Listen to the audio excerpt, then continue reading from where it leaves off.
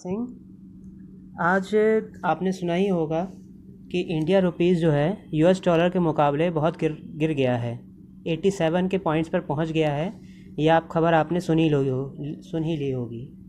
इसके क्या कारण हैं, ये क्यों गिरा और इसका क्या इफ़ेक्ट एक आम जनता पे पड़ेगा भारत के, वो हम देखते हैं।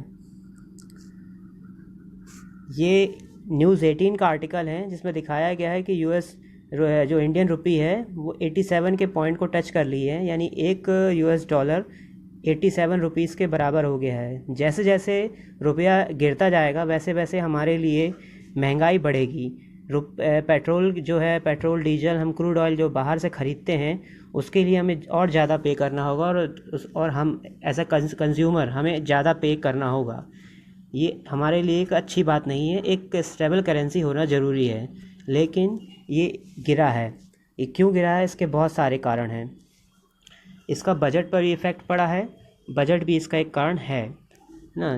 जैसे इसमें लिखा है कि इंडियन रुपीज़ वीकेंड पास 87 पर US dollar for the first time on Monday. ये पहली बार है जो 87 पे पॉइंट टच हुआ है। इतना पहले कभी नहीं, इतना रिमार्क पहले टच नहीं किया है ना। इंडिया टुडे में दिया गया है कि 87 पे टच कर लिया है इंडियन रुपी ने, है ना। तो इससे क्या होगा, पेट्रोल बढ़ेगा, पेट्रोल के दाम बढ़ेंगे, है ना। हमारे लिए पेट्रोल ख़रीदना हमारे लिए महंगा हो जाएगा। जो चीज़ हम इंपोर्ट करते हैं, है ना, जो चीज़ हम इंपोर्ट करते हैं, चाहे क्रूड ऑयल हो, पेट्रोल हो, है ना, यदि बाहर से दाल इंपोर्ट कर रहे हो, बहुत सारी चीज़ें हैं, यदि हम इंपोर्ट करते हैं तो हमारे लिए महंगी होती जाएंगी। मिनट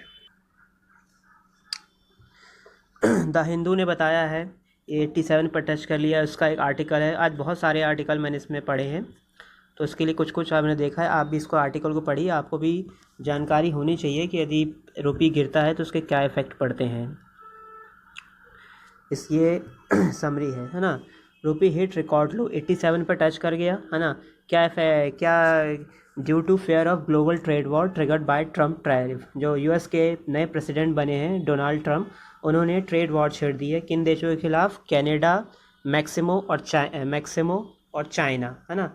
इन 3 देशों के खिलाफ ट्रेड वॉर छेड़ दी है। कनाडा और मैक्सिमो पर 25% ड्यूटी टैरिफ लगा दिया है और चाइना पर 10% लगा दिया है ना।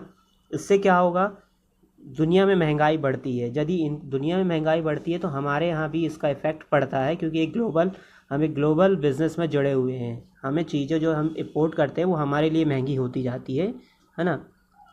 रीज़न फॉर रुपी फॉल, है ना। सस्टेन्ड फॉरेन फंड आउटफ्लो, जो फॉरेन फंड है हमारे यहाँ जो निवेश होता है सेंसेक्स कंपनीज़ में, तो इस महीने करोड़ों में पैसा जो है फॉरेन कंपनी ने निकाल लिया है, जिससे हमारे फॉरेन करेंसी जो है यूएस डॉलर, वो हमारे पास कमी आई है उसमें। जैसे हमारे पास कमी आती है तो वैसे ही उस रुपी क्या कहते हैं, उसकी वैल्यू गिर जाती है। जैसे जैसे हमारे पास फॉरेन फंड बढ़ता है वैसे वैसे हमारा रुपी क्या होता है, मजबूत हो जाता है। हमारे पास ज़्यादा फॉरेन करेंसी रहती है उस रुपी के बदले में फॉरेनर या फिर जो बाहर का ट्रेडर है उसको देने के लिए, है ना। फॉरेन रुपी ओपन 87 पर गया और 87.29 पर टच हो गया, है ना। लेकिन अभी 87 पर है अभी भी, है ना। डॉलर जो है, देखिए ट्रम्प ने ट्रेड वॉर छोड़ दी है, तो इसलिए जो डॉलर अब दुनिया में जितने भी देश हैं, है ना, वो सभी अपने डॉलर को रखना चाहते हैं, है ना।